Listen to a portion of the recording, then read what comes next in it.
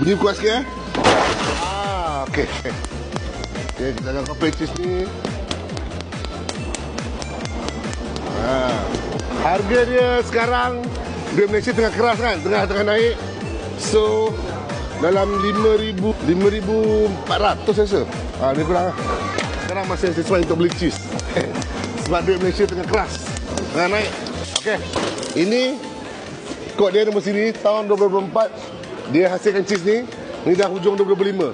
Baru kita sampai Malaysia. Boleh buat makan. So kita akan compare cheese ni. Yang hijau ni adalah vegetarian mah. Saya explain lagi. Okey, apa lagi?